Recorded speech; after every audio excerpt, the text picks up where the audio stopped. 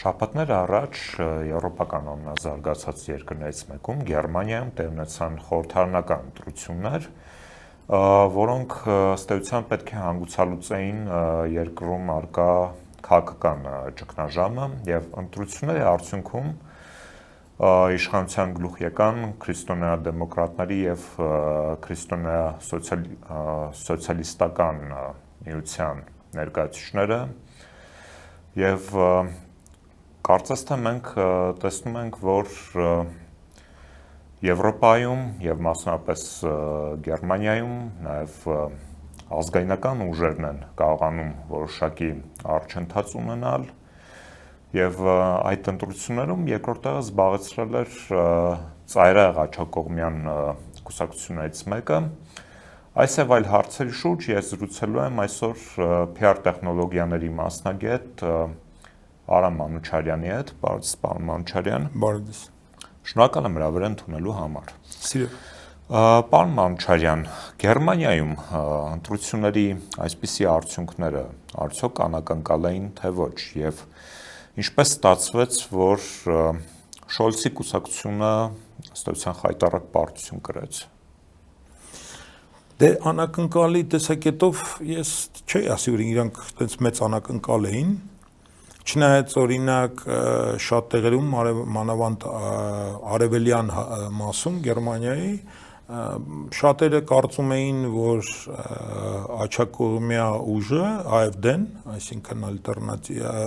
Գերմանիայի ալտերնատիվա կուսակցությունը, աջակողմյա ծայրահեղ աջակողմյաները ավելի մեծ տոկոսներ կստանային, ավելի մեծ տոկոսով կհաղթեին, բայց բավականին ընդհանուր առմամբ եթե վերցնել, իրանք 20.8% իրանք հավաքեցին, որը տենց մեծ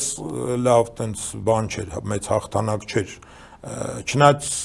տեղեր կան, որ այդ տոկոսը հասնում էին 60-70%-ի արևմտյան հատվածում, ու այդ տեսակետով միգուցե կարելի է անակնկալ էր, ու իմիջիայլոց այդտեղ անգամ զարմանալի էր, որ շատ տենց մեծ ու բացահայտ ձևով ամերիկյան այդ թվում թե մասկը, թե ինչ-որ գործիչներ, քաղաքական գործիչներ ու ինչ-որ անձեր բացահայտ խառնվում էին այդ ընտրություններին, այդ ընթացքում, նախընտրական այդ մասում, որը Գերմանիայի համար դա չլսված բան էր, էլի, որ այս ձևով, որ քարոզ, ինչ-որ օնլայն, ինչ-որ տենց խոսակցություններ, կուսակցությունների ղեկավարների հետ, ու համենայն դեպս դե այդ իմաստով կարելի ասել, որ սպասելիքները շատ ավելի մեծ էին, որ սա դե համարյա թե կարան իրանք առաջի տեղը բռնեն, բայց եղավ այն ինչ որ եղավ ու առաջի տեղը եղավ CDU կուսակցությունը, այսինքն քրիստոնյա դեմոկրատական միությունը քրիստոնյա սոցիալիստական միության հետ։ Քրիստոնյա սոցիալիստական միությունը դա զուտ Բավարիայի կուսակցությունն է, որը այդ իմաստով Բավարիան ունի արտոնություն, դա միակ հողն է, որը ունի առանձին մի կուսակցություն, որը ներկայացված է ֆեդերալ ընտրություններում, դրա համար 28.5% իրանք ստացան ընտրություններում, ու որը տալիս է հիմա հնարավորություն այնուամենայնիվ սոցիալ-դեմոկրատների հետ կազմել կառավարություն։ Հիմա գնում են բանակցություններ, կառավարման կառավարության ձևավորելու դա այդ հնարավորությունը, ու այսպես կոչված իրանց այդ գրոկոն մեծ կոալիցիան ոնց որ թե լինելու է, ու դա անխուսափելի է, դե հիմա այնտեղ կլինեն տարբեր բանակցություններ, թե ով ինչ աթոռներ կստանա, ոնց կլինի, ինչ պարտֆելների ոնց որ ասած կիսումն է գնում, այնտեղ բայց գիտեք այդ իմաստով Եվրոպան ունի իր յուրահատկությունները, մանավանդ Գերմանիան, որը հստակ ունի այսպես կոչված չգրված օրենքներ, ունդեղ կա, ասենք, որ երկրորդ փոքր կուսակցությունը, երկրորդ կուսակցությունը կոալիցիայի ստանում է, ասենք, SSS աթոռները, հատկապես արտաքին գործերի նախարարություն, կարող է դա լինի ֆինանսների նախարարություն, կարող է դա լինի տնտեսական ինչ-որ նախարարություններ։ Դրա համար այդտեղ ու այնտեղ այդ բավականին լուրջ ու ծանր աշխատանք է, ես ասենք այտենց մի քանի անգամ այտենց առաջվել եմ հատկապես 17 թվականին, 21 թվականին, երբ որ այդ բանակցությունները գնալու ժամանակ այնտեղ մանրամասը քննարկվում է ոչ թե միայն թե ով ինչ աթոռ զբաղացնում, ինչ քաղաքականություն է վարվելու, ինչ ձևով, որ հարցերում, կոնկրետ որ հարցերում են իրանք պատրաստ գնալ ինչ-որ զիջումների բան, ու մի հատ այսենց, մի հատ այդ իրանց այդ կոալիցիոն պայմանագիրը, մի հատ այսենց, մի հատ գիրք է, որը մանրամասը այդ ցախ կետերով քննարկվում է ոնց ինչ էլի։ Դրա համար ես կարելի ասել, որ վստահ եմ, որ կլինի այդ մեծ կոալիցիան քրիստոնյա դեմոկրատական միության եւ սոցիալ-դեմոկրատների։ Ցավոք սրտի օրինակ իմ համար, որպես ասենք այդ կարգի մասնագետ, ես գտնում եմ դա սխալ, որ ընտրություններից առաջ օրինակ այդ թվում նաև ձեր ասացի պատճառներից մեկն էլ նա էր, որ սոցիալ-դեմոկրատները այդպեսի պարտվեցին, պատճառներից մեկը ես գտնում եմ նա էր, որ իրանք գնացին նույն դեմքերով դեպի ընտրություններ, որ այնտեղ կարելի էր ընտրություններից առաջ փոխել լիդերին, սերնդափոխություն չեղավ։ Հա, սերնդափոխություն չեղավ, ընդհանրապես փաստորեն ասենք ոչ մի այտենց էապես ինչ որ փոփոխություն չեղավ, հաշվի առնելով, որ իրանք վերջի 4 տարին կառավարում էին եւ Շոլցը կանցլերներ, այսինքն երկրի վարչապետը, բայց ոչ թե միայն սերնդափոխություն չեղավ, համ էլ ոչ մի ինչ որ նոր տենց թեզեր, ոչ մի նոր ինչ որ տենց մտքեր կամ ինչ որ գաղափարներ չմտան ընտրական այդ ընթացքում, դրա համար այդտեղ այդ իմաստով ակնկալներ ոչ մի բաներ էլ չկար, եղավ տենց ոնց որ եղավ, իրանք ստացան մոտ 16.40 քանից, կարելի ասել 16.5%, ու այս դեպքում, եթե տենց զուտ գումարում ես, ասենք թվերի առումով 28.5-ն ու գումարած 16.5-ը ինքը չի ստացվում 50-ից ավել, բայց գերմանական այդ յուրահատկությունները թույլ են տալիս այնտեղ բաների տեղերի առումով ստանալ մեծամասնություն, որտեվ իրանք ունեն համել մաժորիտար ընտրական տեխնացուներ, որը հաղթել են բավականին թե քրիստոնյա դեմոկրատների մոտ, թե սոցիալ-դեմոկրատների մոտ, ու իրանց հաշվին իրանք ձևակերպել են կառավարությունը։ Եվրոպական ընդհանուր քաղաքականության համատեքստում ընտրությունները ինչպիսի հետևանք կունենան, հա, Գերմանիայի ընտրությունները ինչպիսի ազդեցություն կունենա Եվրոպայի վրա։ Ես կարծում եմ, որ շատ մեծ, ու այդ իմաստով ես լավատես եմ, որտեվ ասենք բացատրեմ, ինքը թե կուսակցությունը, թե անձը ապագա վարչապետի, ինքը շատ կարևոր դեր է խաղում, երևի ոնց որ թե ամեն տեղ էլի, անձնական դերը քաղաքականությունում շատ մեծ է։ Խոսքը Մերցի մասին է։ Այո, խոսքը Ֆրիդրիխ Մերցի մասին է, որը ինքը շատ հետաքրքիր անձնավորություն է ինքը իրանով, ու ինքը ասենք շատերը ասում են, բայ ինքը քաղաքական գործիչ չի, իրականում տենց չի, ինքը շատ խորը մեծ փորձով քաղաքական գործիչ է, բայց ինքը համել շատ, ասենք, սկզբունքային անձնավորություն է, որը շատերը չգիտեն երևի, որ ինքը ժամանակին 2000, կարծեմ թե 5 թվին, երբ որ առաջի անգամ Անգելա Մերկելը իր տեխնացությունը ներկայացնում էր քրիստոնյա դեմոկրատների լիդերի համար, երկրորդ անձը որ հավակնում էր այդ կուսակցության լիդերին, դա հենց Ֆրիդրիխ Մերցն էր։ Բայց այնտեղ ինչ պատճառներով հիմա դա էական չի, այնպես եղավ, որ Անգելա Մերկելը հաղթեց ու ինքը դառավ կուսակցության լիդերը ու իրան գնացին ընտրություններին, հաղթեցին, հետո 3 անգամ իրար հետևից, այսինքն դա ստացվում է 2005, 2009 եւ 2013 թվականներին իրանք հաղթում էին եւ գերմանական օրենսդրությունով 3 անգամ մաքսիմալ դա այն ժամանակահատվածն է, որը դա կարելի է, որ մի կուսակցությունը նույն լիդերով գնա հաղթի ու ձևավորի կառավարություն։ Ու դա այդ մաքսիմալ բանը եղավ, այդ ընթացքում Մերցը այնքանով ինքը շատ այնքան սկզբունքային մարդ էր, որ այն գաղափարները, որը այն ժամանակ չհաղթեցին, ինքը ոնց որ խոստացել էր, որ եթե ես այս ձևով չլինի եւ այդ գիծը չհաղթի, ինքը պարտվեց այդ ներկուսակցական պայքարում ու ինքը ոնց խոստացել էր այն ժամանակ, որ ես դուրս կգամ քաղաքականությունից, ինքը դուրս եկավ քաղաքականությունից, այդ տարիներով ինքը ֆինանսական ասպարեզում շատ լուրջ դեմքերից մեկն էր, ինքը փաստորեն մեծ կորպորացիա կա, BlackRock, որտեղ որ ինքը բարձր պաշտոններ է զբաղեցնում, սկզբից Միացյալ Նահանգներում, հետո Գերմանիայում ներկայացուցիչ բան, ինքը ունենալով շատ լավ կապեր, թե Միացյալ Նահանգներում, թե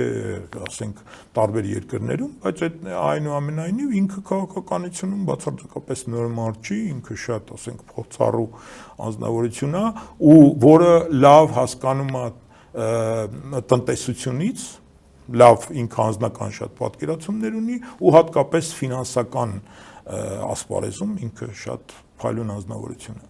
Ես վստահ եմ ուղղակի ու այդ փոփոխությունները հիմա արդեն գնում է հələ չձևավորված կառավարությունը։ Կարծում եմ մոտակա ապագայում մենք կունենանք արդեն ձևավորված կառավարություն, որտեղ դա համարյա թե որոշված հարց է, ընդամենը ոնց որ ես ասացի, հիմա խոսակցություն է գնում, թե պայմանավորվածություններ են գնում, թե ով ինչ տեղեր է զբաղեցնելու, թե ինչ աթոռներ եւ ինչ պաշտոններ են ստանալու ու ինչ գիծ լինելու ընդհանուր իրանց կառավարման գիծը։ Բայց ես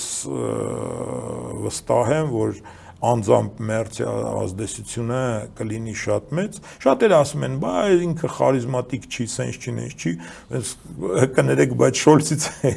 հետո շատ դժվար է, էլի, որ մեկը գա ու ավելի քիչ խարիզմա ունենա, քան ասենք մեր այդ բանի անցյալ Շոլցը։ Դրա համար ինքը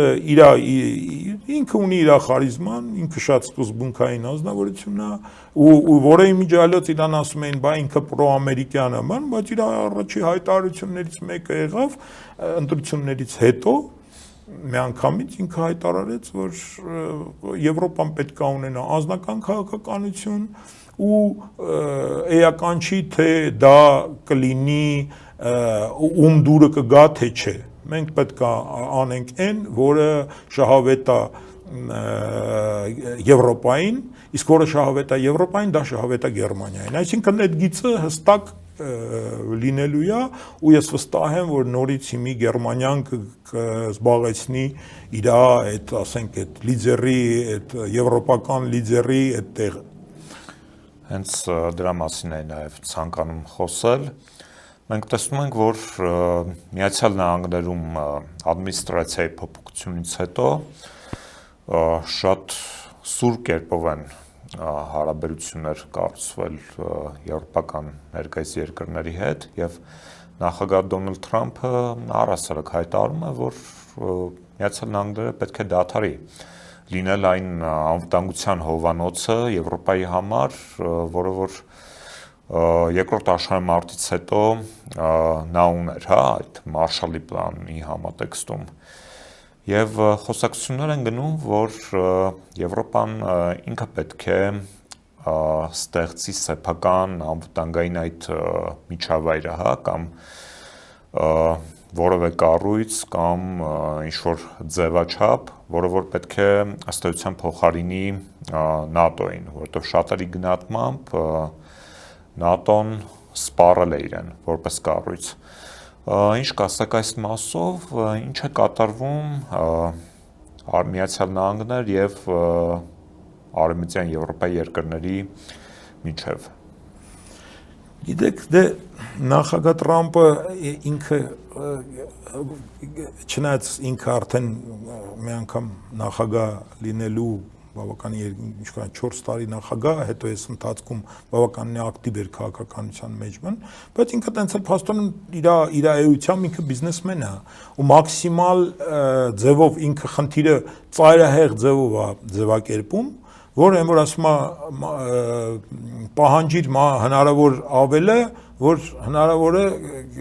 շատ ստանաս։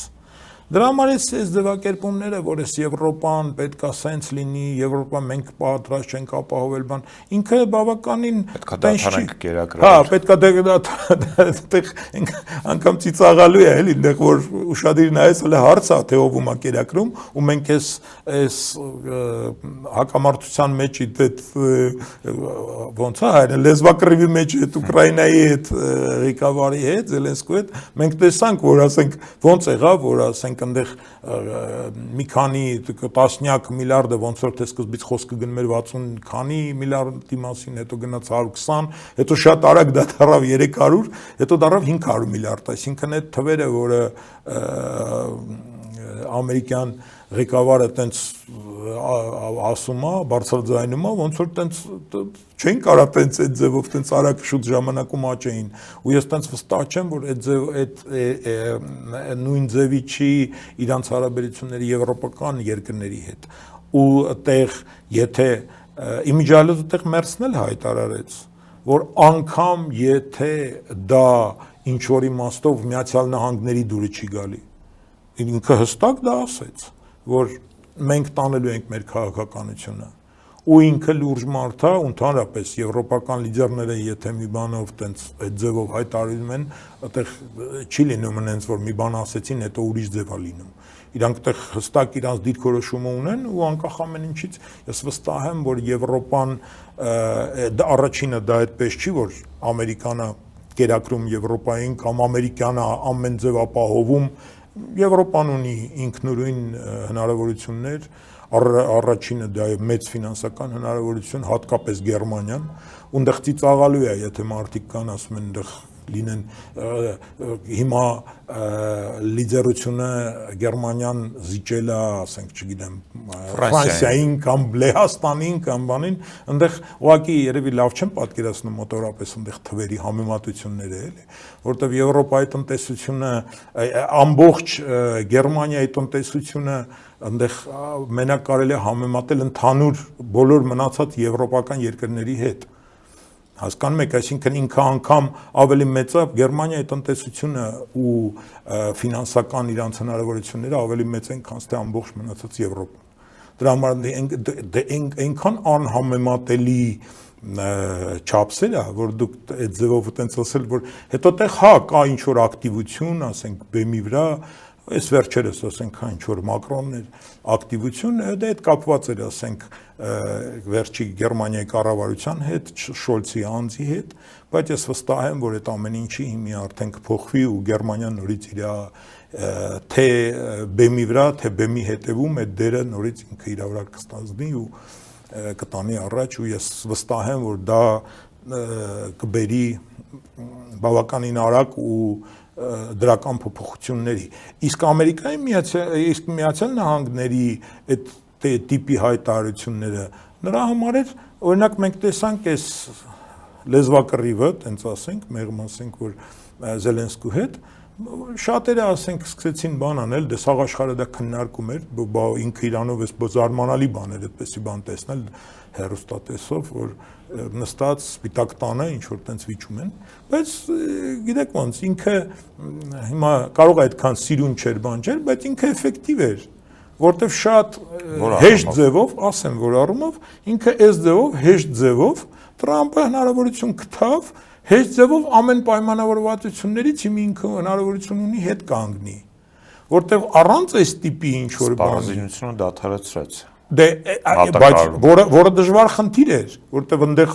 նենց չի, որ իր ցանկությունով է, դա օրենքներ ա ընդունված սենատում, թե կոնգրեսում, ու ինքը օրենքի ձևով ձևակերպված process-ներ էր, որը հեշտ չէր դա հետ կանգնել։ Այս ձևով հիմա իրանք են բանի նման, որ ասում են, հիմա մենք սրանց ոնց օգնենք, են տենում եք ինչքան անշնորհակալ շանտղեք են։ Անշնորհակալ շանտղա է, եկել է մենք իրան այսքան 500 միլիարդ փող ենք տվել, եկել է մեզ ասում է դուք բան չեք հասկանում, բան եկել է մեր տան մեջ, մենք իրան հյուրընկալում ենք, մեր տան մեջ մեզ ինչ ասես, չասես, թողեց գնաց։ Բայց օրինակ այնտեղ փաստիր կա, որ դա այդ նկարին չի համապատասխանում, որովհետև օրինակ անմիջապես այդ խոսակցությունից հետո Սպիտակ տանը օրինակ Զելենսկուն հրավիրել են Fox News։ Անմիջապես պրո-տրամպական այն համար 1 մեդիա, որտեղ հələ մի հատ էլ ցույց տվեցին, որ ամեն ձև որ դե տեսեք չէ, բայց սրանք բան են, ինչ որ գիծ են բռնել, որը անհասկանալի է։ Եվրոպական լիդերները իմիջիալից դրանից հետո միանգամից հայտարարեցին, որ չէ, մենք ամեն ձև աջակցելու ենք։ Այսինքն դա նշանակում է, որ Ամերիկան այս ամեն ինչը սենց այս ձևով հրահրելով, այս ձևով տանելով, ամեն ձև անելով, որ չէ մենք պետք է պայքարենք մինչև վերջ, մինչև հաղթանակ Ուկրաինայի, հիմա ինքը ասում է, չէ ախպեր ջան, ես պաս, Եվրոպան թողենա ինչ ուզում անի, այսինքն Եվրոպան է հիմա փաստորեն ֆինանսավորելու այդ պատերազմը, տենց է ստացվում ամենայն դեպս ձևակերպումները։ Ունակ է Եվրոպան ֆինանսավորել այս ամենը, հա, ասես։ Դե իհարկե իրանք հայտարարեցին, որ մենք պատրաստ ենք անկախ նրանից Ամերիկան դա կլինի թե չի լինի, մենք պատրաստ ենք դա ֆինանսավորել։ Ամենայն դեպս իրանք տենց հայտարարեցին, ես չեմ կարծում, որ իրանք տենց կասեն մի բան, իսկ կանեն ուրիշ բան։ Ամենայն դեպս այդ գծի վրա է, որ իրանք պատրաստ են անկախ նրանից, թե ոնց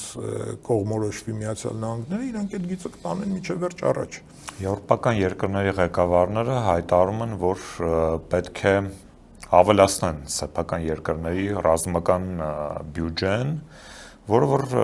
Եվրոպան տասնամյակներով չէր իրականացնում, գտնվելով Միացյալ Նահանգների այդ անվտանգության այդ հովանոցի ներքո։ Բայց Միացյալ Նահանգների այսպիսի գործելավոճը ըստ էության դրդում է Եվրոպային դիմել այդպիսի քայլերի եւ արդյոք սա այն առաջնային քայլերն են, որ եվրոպական երկրների վերջերիչո կբերի նրան, որ կստեղծվի առանձին անվտանգային միջավայր։ Դե ընդհանրապես գիտեք, իրականում էս վերջի տարիները, եթե ոչ ասենք 10 տարի կամ միգուցե մի քիչ անգամ ավել, հա այդ խոսակցությունները կար, որ եվրոպական երկրները պետք է ունենան ինչ որ իրանց ընդհանուր մի հնարավորություն, որ իրանք ապահովեն ինքնուրույն իրանց անվտանգությունը։ Եվ այդ խոսակցությունները նոր չեն, բայց ինքը փաստը, որ Միացյալ Նահանգների ղեկավարը հայտարարում է, չէ, որ դուք այ քիչ եք մասնակցում, քիչ եք ֆինանսավորում, բան, հա, քիչ եք մուծվում, այդ տենց չի իրականում։ Ասենք ես այդտեղ թվերի բանով առումով կարանք ավելի մանրամասնենք, բայց դա այդպես չի, որտեղ օրինակ ես գիտեմ կամ էլ նույն Գերմանիայի հետ կապված, օրինակ իրանք ասում են, «Վա Գերմանիան բան չունի, հնարավորություն չունի, դե բան զենք չունեն, այս չունեն», դե տենց չի։ Թե Գերմանիան, թե եվրոպական մնացած բոլոր երկրները, մենակ Գերմանիայի, ասենք, ThyssenKruppն ու Rheinmetall-ը, որը մեծ դեր են խաղում թե եվրոպական, թե ընդհանուր այդ արևմտյան ռազմային այդ գործոնում, մեծ դեր են, շատ մեծագույն դեր են խաղում, որտեղ են տանկերի հիմնական արտադրողներն են, ուտեղ մեծ բաներ կան, պայմանավորվածություններ կան, որ իրանք տենց հեշտ չի դա փոխվի, բայց գիտեք, սովորաբար մի բանա, որ ասվում է բեմի վրա, բայց լրիվ ուրիշ բանա, ինչա կատարվում, ասենք, բեմի հետևում, ու շատ մեծ հարց է, օրինակ հիմա այսպես կոչված տնտեսական այդ իրանց այդ բանը մրցակցություն ասեմ թե պատերազմ ասեմ ոնց ավելի ճիշտ կլինի համենայն դեպս այն անհամաձայնությունները որ հիմա կա Միացյալ Նահանգների ու Եվրոպայի մեջ դեռ մեծ հարց է թե դա իօքուտում է որտեվ Եվրոպայի դերը այդտեղ դժվար է ասենք գերագնահատել այնտեղ ամենակարևոր դերն է այն մանավանդ այդ երկրների ոնց որ ասենք Գերմանիան են ասենք Անգլիան ու Ֆրանսիան կամ նույն Լեհաստանը որի հա դերը աճում է բայց այնպես չի որ ոչ մի հարց եվրոպական առանց Գերմանիայի այնտեղ չի կարա լուծվի իսկ ասենք Անգլիայի Եվրոմիությունից դուրս գալը դա մենակ հələ որ ազդել է նույն Անգլիայի թե տնտեսության վրա թե Անգլիայի դերի վրա ընդհանուր էս process-ների մեջ դրա համար ես վստահ եմ որ մոտակա ապագայում շատ բաներ կփոխվի ու այդտեղ իմիջիալոց այդտեղ նոր հնարավորություններ են բացվում օրինակ այդ թվում նաև Հայաստանի համար դա կարող լիներ ինչ որ շահավետ բաներ բայց ոնց որ թե ստեղից ցավոք սրտի տենց process չի գնում որ այդ process-ները օգտագործվի օգուտ Հայաստանի Հայաստանի մասով դեռ կանրադառնանք դուք ձեր խոսքում նշեցիք որ առանց Գերմանիայի հա որևէ հարց չի լուծվում Եվրոպայում այնուամենայնիվ շատերի գնահատմամբ Զոր ռազմաարդյունաբերությամբ Գերմանիան դա վտանգ է ոչ միայն Եվրոպայի համար, այլև ողջ աշխարհի համար, հաշվի առնելով այն, որ վերջերջո Գերմանիան երկու աշխարհամարտ է սկսել եւ շատերի դիտարկմամբ էլ այդ կայսերականությունը գերմանական հասարակության մեջ պահպանված է եւ նույնիսկ ծայրահեղ աճերի հաջողությունները, որոնք նրանք ունենում են, դրա հետ է կապվում նաեւ։ Գիտեք, դա փաստ է, որ Գերմանիայի sense անverջ ուժեղան, ոչ թե անգամ անverջ, այլ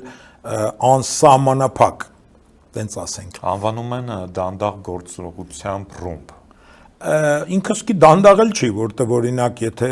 նայել այդ ժամանակահատվածում առաջի ու երկրորդ համաշխարհային պատերազմում ոնց որ թե բավականին արագ էր այդ process-ը ու իսկապես հաշվի առնելով թե այն հնարավորությունները գերմանական թե իրանց կարգապահությունը թե իրանց այդ մոտեցումը ես ներսում տեսնում եմ իրանց մոտեցումը դեպի իրանց ասենք դեպի աշխատանքին դեպի արդյունքին դեպի իրանց ընդհանուր ասենք թե երկրի թե իրանց այդ համակարգների աշխատանունակության վրա ու արդյունքների վրա ուղղակի զարմանալի ազգ են իրանք այդ կողմից որ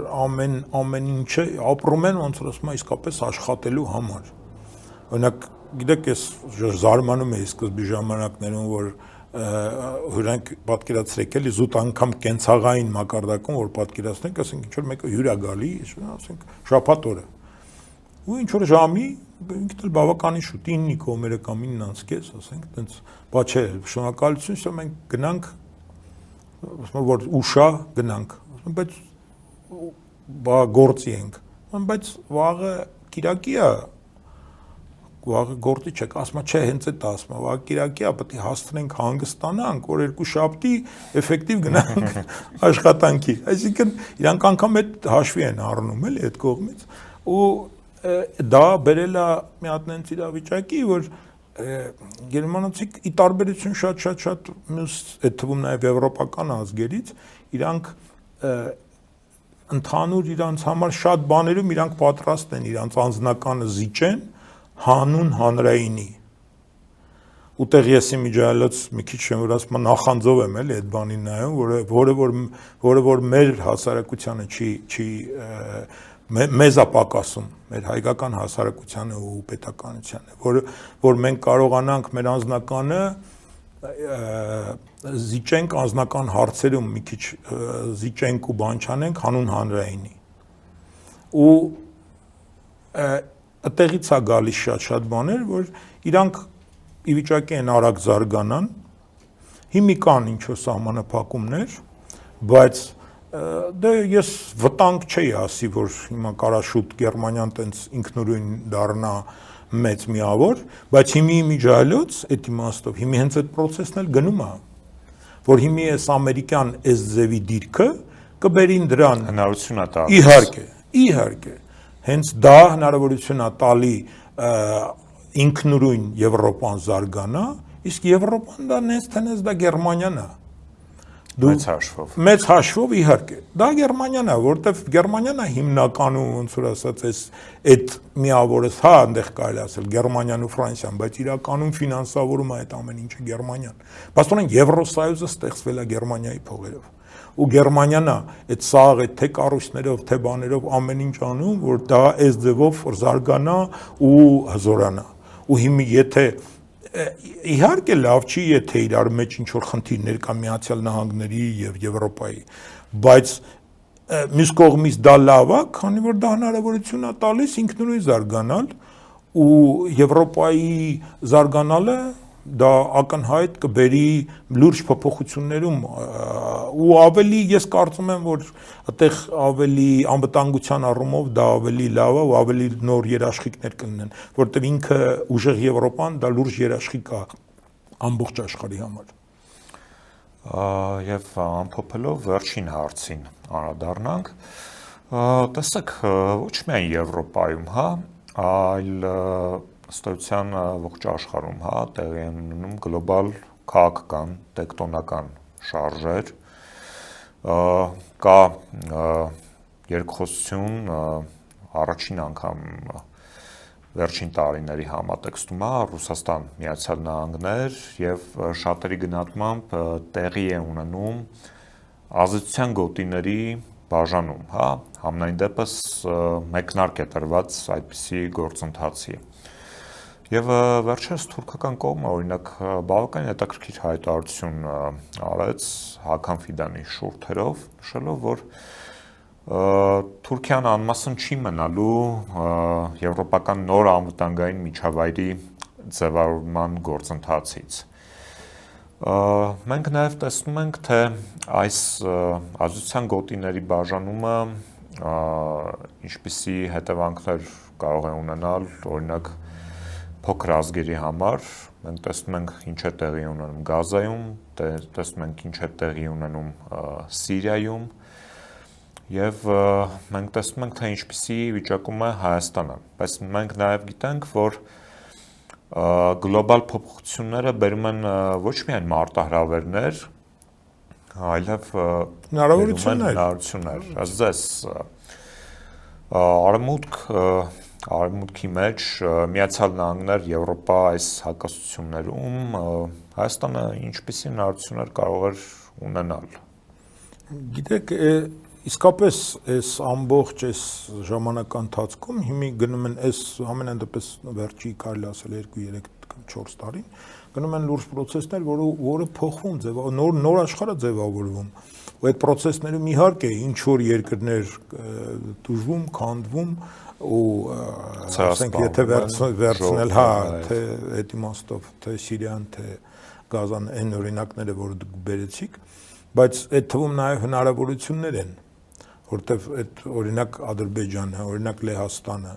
ու տենց կարելի է մի քանի տարբեր օրինակներ էլի բերել որոնք որ օգտվում են այդ հնարավորություններից ու ուժեղանում ու ինչ որ լուրջ դեր զբաղեցնում օրինակ Եվրոպայում այդ թվում նաև օրինակ Լյուքսեմբուրգը որը ես ասենք նայում եմ, հետևում եմ, թե ինչ ձևով են իրանք զարգանում։ Իմիջիալոց այդ իմաստով տնտեսական ու ֆինանսական մասով այդտեղ կարելի էր այդ իրանց այդ մոդելը վերցնել ու իր ինքը շատ կլներ շահավետ Հայաստանի համար, որ այդ երկրների համար, կողքի հզոր երկրների համար, որը տասնյակ, եթե ոչ հարյուրավոր տարիներով իրար մեջ պատերազմներ են տարել բայց իրանք միշտ ասենք օգտվել են այդ իրավիճակից, ու միշտ չէ, բայց կարելի ասել վերջի ժամանակները օգտվում են այդ իրավիճակից ու ինչ որ գործարքներ կամ ապահովություն մտցնել այս կամ այն կողմի համար։ Դրա համար տեղ իհարկե մեծ ռիսկեր կան, եթե մենք չկարողանանք մեր շահերը ոչ թե միայն պաշտպանել, այլ ինչ որ իմաստով անգամ առաջադիմել, ինչ որ նոր հնարավորություններ ստեղծել մեր ձևավորվող աշխարհի մեջ։ Ու ուղղակի տեղ իհարկե շատ ցավալի կլինի, որ մենք տենց մնանք այս նայողի ուղղակի դերում, էլի, որտեվ այդտեղ մասնակցություն է պետք, ինչ որ այդ ամեն ինչի մեջ, այսա փոխվող աշխարհի մեջ մենք ինչ որ պետքա գործոն, ինչ որ տեղ մենք տեղը պետքա գտնենք, որպեսզի ոտնատակ չլինենք։ Հա, որ մենք չկործանվենք, որովհետև վերջի ժամանակները ցավոք սրտի մենք մենակ պարտվում ու կորցնում ենք, բայց ինքը տենց չի կարող անվերջ շարունակվի։ Ու մի օր մենք կորցնենք ամեն ինչ ու էլ կորցնելու բան էլ չենք ունենա։ Հայաստանի իշխանությունը հենց այդ ճանապարհն է ըստ էության ընտրել։ Դե գիտեք, ես ասենք տենց շատ պատճառների, բաների մասին չեմ ուզում անանեմ, որ տենց ասենք ձևակերպեմ, որ իրանք գնում են միայն այդ ճանապարհով ու դա միտումով է տենց արվում, տենց ես տենց չեմ կարծում, բայց ցավոք սրտի դա փաստ է, որ հիմա այս պահին հələ որ մենք մենակ կորցնում ենք, ինչ կլինի վաղը կարելի է ինչ որ նայել, կանխագուշակել, բայց ու ինչ որ փաստերով, տենց ինչ որ հույսեր կապել, բայց առանց աշխատանքի, առանց քրտնաջան աշխատանքի, թե արտաքին աշխարհում, թե ներսի ինչ որ բարեփոխումներով, դա չի ուրիշ ձև դա չի լինում։ Օրինակ ես այդ օրինակները որ բերեցի նույն Լյուքսեմբուրգի հետ կապված, օրինակ երկար տարիներ իրանք ասենք եղել են ասենք նույն Ֆրանսիայի, Գերմանիայի արանքում ու եղել են փաստորեն կարելի ասել պրոբլեմ, բայց ինչ որ պահի դարել են գործիք ու որտեղ որ իրանք արդեն իշահ իրանց են սկսել այդ գործիքակազմով գործել ու բերել են ինչ որ հաջողություններ են թե իրանց համար, թե հարևանների համար։ Դրա համար այդտեղ շատ մեծ դեր ունի, թե ինչ ձևով են տեսնում թե մեր իշխանությունները, թե ինչ հնարավորությունների դեպքում այդ հնարավորությունները, դռները կամ կոչված այսպես կոչված պատոհանների բացվելու դեպքում, թե ինչ ձևով է դա արվում։ Բայց ես ցավոք սրտի օրինակ նայելով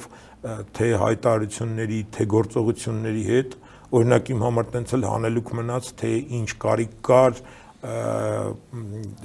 ճանաչել Պաղեստինը ճանաչելու հարցում։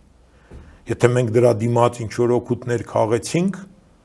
դա լավ կլներ բարձրաձայնվեր, դա ասվեր, թե ինչի համար էր դա արվել, բայց քանի որ չի ասվում, միշտ դե մարդը այնպես է կազմված, որ ինքը ոնց որ դու միշտ վատն ես մտածում, էլի։ Դրա համար դա բերում է անվստահության։ Եթե հաշվի առնենք, որ Պաղեստինի, այսպես ասած, անկախության ճանաչման հիմնական լոկոմոտիվը հանդիսանում էր Թուրքիան, Էրդողանյան, ապա կարծում եմ պատկերը այս հարցի համատեքստում լիովլի երևում է։ Եթե հաշվի առնենք այն քաղաքականությունը, որը որ Փաշինյանի վարչախումբը որդեգրել է Թուրքիայի շահերի սպասարկման համատեքստում։ Դե հենց դրա մասին է խոսքը, որ փաստորեն չբարձրաձայնելով ինչ պատճառները կամ ինչ մենք շահեցինք դրանից, ստացվում է, որ դուք տենց ձևակերպեցիք, իրավունք ունեք, քանի որ դա չի ասվում, չի բարձրաձայնվում, ու եթե ուրիշ պատճառներ կա, դա պետք է ասվի, հանրային ձևով քննարկվի, որտեվ մի իշխանություն, որտեվ բաց ու հանրային ձևով ոնց որ թե կան իշխանության, բայց հիմի ոչ մի քննարկումներ չկա, թե ինչա լինելու, թե մոտակա ապագայում, էլ ես չեմ ասում ինչ որ հեռու ապագայում ոնց է լինելու, բայց լավ կլինի այդ ամեն ինչը բարձրաձայնվի, քննարկվի ու գործողությունները արվի ի օգուտ մեր երկրի, ոչ թե միայն որ լավ շահավետ էր Թուրքիայի համար, ճանաչվեց Պաղեստինը, այսինքն մի հատ հատկություն, բայց օրինակ ինձ հարց են տալի լավ, բայց ի՞նչն էր պատճառը, որ Արցախը չճանաչվեց, իսկ Պաղեստինը ճանաչվեց։ Հասկանում եք, ես տեղ ստիպված եմ մարդկանց ասել, ես չգիտեմ, Բայց բալավ, բա եթե տենց է, բա ուրեմն չի, նշանակում է ուրեմն ճիշտ է Ադրբեջանը, եթե ինքը ասում է, որ իմ տարածքներ, ուղղակի դուք փաստորեն օկուպացրել եք։ Ու ցավոք սրտի հիմա դա սա էլ վերջը չի։ Հաջորդ, այսպես ասեմ, սերիաներում գալու են տարբեր ֆինանսական հատուցումների, ռեպարացիաների հարցեր, բաներ, ու տարբեր խնդիրների առաջ ենք մենք կանգնել։ Դրա մասին բարձրաձայնում են արդեն ադրբեջանական կողմը, իսկ հայկական կողմը որևէ հակադարձում չի իրականացնում։ Բայց իհարկե դա լավ չի, տեղ մենակ հակադարձելը նենց չի, որ մենակ պետք է ասել, ասենք այդպես է հակադարձել գործընթացի հա, այդ թվում նաև գործընթացի իմաստով, տեղ պետք է ինչ-որ գործողություններ լինեն, ու որովհետև այդ պրոցեսները իրանք տենց շատ տենց կարճատև պրոցեսներ չեն։ Իրանք երկարատև են, բայց դա կարա բերի մի հատ ինչ-որ իրավիճակի, որ հերիք չի մենք սա կորցրել ենք, ասենք լիքը բաներ, հələ վերջում էլ մի հատ էլ պարտք մնանք։ Վերջում էլ ասեն դե լավ է, տարածքը ազատեք, քանի որ այդ պարտքի դիմաց էսել ենք ձեզանից վերցնում։ Մանավանդ հիմիկվա աշխարհում, որ ասենք Միացյալ Նահանգների նման երկիրը ասում է, լավ, ասում է գազան բանարեք, այդտեղ ազատեք, մենք ձեզ ուրիշ տեղ, հա, մի հատ ուրիշ տեղ կտան, գնացեք ընդ ապրեք, դե մենք էլ ստե Դիսնեյլենդ կսարքենք։ Դե տենց չի լինում, բայց այն որ ասում արի ու տես, որ հիմա լինում է սենց, ու եթե այդ ճանապարհի վրա ենք մենք, մի հատ պետք է հասկանալ, լավ, բա մենք միտեղ զիջեցինք, բա դրա դիմաց մենք ինչ ստացանք։ Դրա համար դա սա շատ բան է, էլի, ինքը երկու կողմանի է։ Մի բանը զիջելուց, ասենք, դու պետք է հստակ հասկանաս ու բարձրաձայնես, դրա դիմացի ինչն էր։ Ու լավ կլինի դա լինի ոչ թե մենակ հավասարը, հələ մի հատ էլ շահավետ։ Ու ես ցավում եմ, բայց ես այն ինչ որ ես տեսնում եմ այն կողմի վրա, ու ես մի քանի ասենք process-ների հետ տես մի քիչ ծանոթ եմ, դե չեմ ուզում հիմի շատ տենց բանանեմ ինչ որ բացական մասում կամ վտանգները ավելացնեմ կամ բացատրեմ, բայց հա, բայց ցավոք սրտի դա օբյեկտիվ իրականություն է, որը կարա բերի շատ ծանր հետևանքների։ Դրա համար հիմա որ վաղը դա լինի, դա ինչ որ ձևով կանգնացնել եւ դրա դեմ առնել, արդեն պետք են լինեն գործողություններ այսօր, որովհետեւ Այն տեսակի, այն ձևի գումարների մասին է խոսքը գնում, որովհետև ես կարծում եմ, որ հաջորդ մի քանի մեր սերունդները չեն կարողանալու այդ հարցերը լուծել։ Շնորհակալ եմ հետաքրքիր զրույցի համար։ Իմ հյուրն էր PR տեխնոլոգիաների մասնագետ Արա Մանուչարյանը, ձեզ հետ էր Դավիթ Ֆիդանյանը, բաժանորդագրվեք Antifake YouTube-յան ալիքին, կհանդիպենք։